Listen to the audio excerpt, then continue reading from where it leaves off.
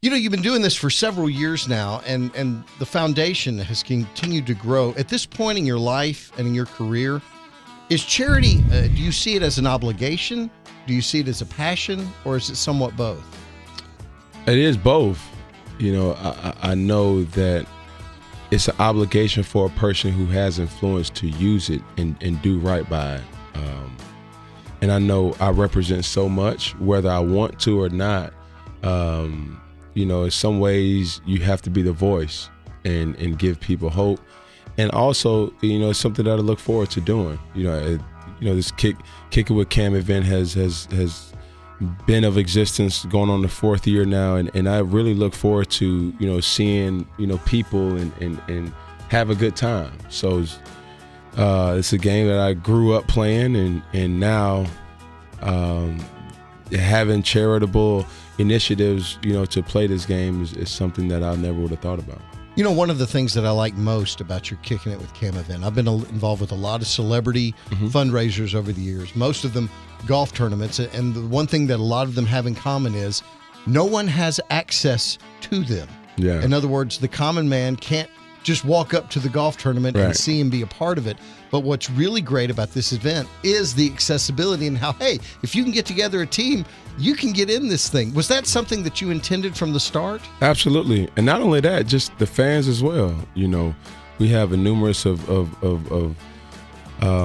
you know, celebrities coming here, from Panther players to, you know, NFL players, basketball players, and, you know, that accessibility alone comes from anyone wanting to get a picture, want to, you know, just talk or whatever.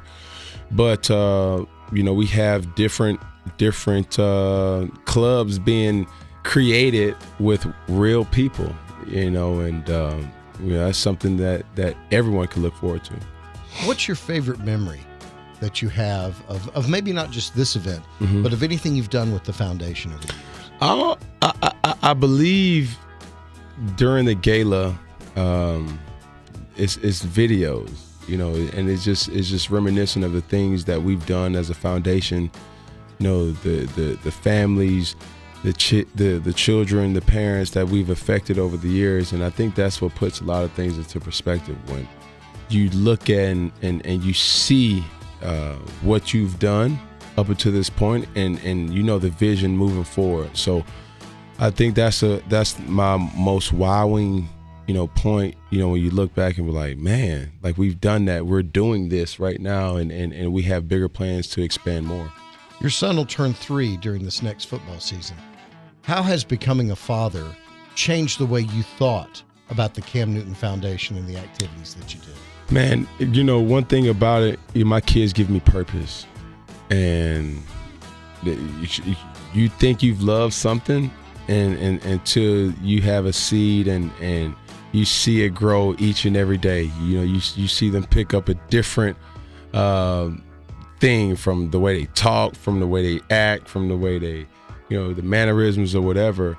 But I see so much of myself maturing and knowing, being more understanding about, you know, what parenting is like.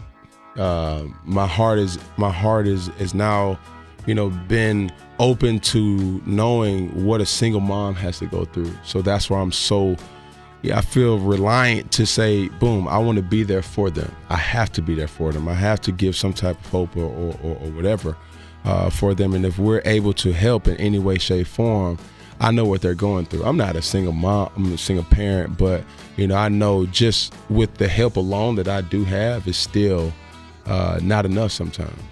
You do an amazing job of keeping your private life, and specifically their private lives, private. I really, really admired that about you. Is that tough? Is it tough for you to be, I don't want to use the word normal, but to do normal things? I'm going to say it's tough. It's just, I believe certain people want certain people to know certain things, you know, and I'm a person who loves to have a good time. Anybody who knows me know that I'm probably the most spontaneous person that's willing to do anything to have a good time or to create a lasting memory. So when it comes to my family, that's another story, because I don't do a lot of social posts or what I'm doing with them. It's more private, and under wraps, and that allows them to, not be treated differently. They will automatically because of who their father is, but at the end of the day, they still can rest assured that, it's purpose behind a lot. That's what I was going to ask next. Your daughter's way too young, but your son's almost 3.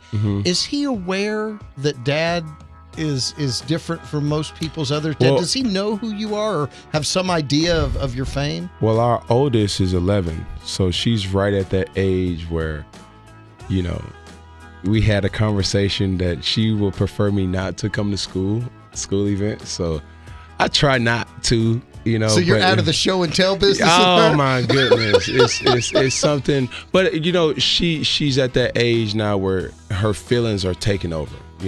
I have her who Shakira, she's 11. Sovereign, she's the youngest, she's 1, and Chosen, he's 2. So they're still oblivious to who their dad is. They don't care. As soon as I come through the door, and they just scream, "Oh my God!" They just go haywire. They don't even know why they're running. And everything feels so right. And whether it's going to sleep at night with a big, extravagant, jumping, bouncy 30-minute horseplay session, or just going to get something to eat, I'm all about making the most of each and every opportunity. Having a conversation with you last year, we talked about a pickup football game that used to take place on the street and how your sister was not one to be messed with in these football games. And I got to thinking about, you growing up, you like the rest of us played all sorts of different sports, and athletics was an escape for you and something you did for fun. This kickball is something that people do for fun. When was the last time that you did something athletic other than football, but did it just because it was fun?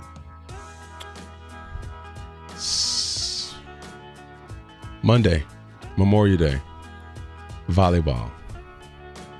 I am the biggest volleyball lover anybody would know. I love volleyball. Your first pick in volleyball.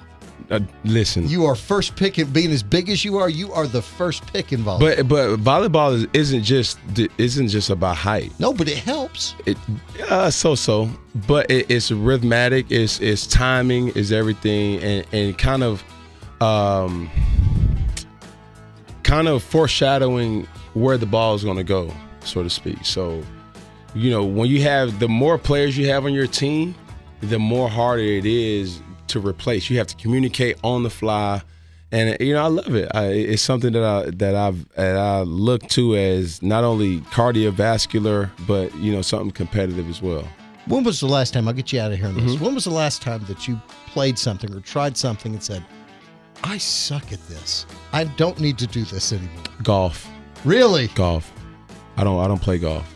When was the last time you tried? 4 years ago. And that's it. I came to the conclusion that certain things get under my skin, and not being good at things is one of them.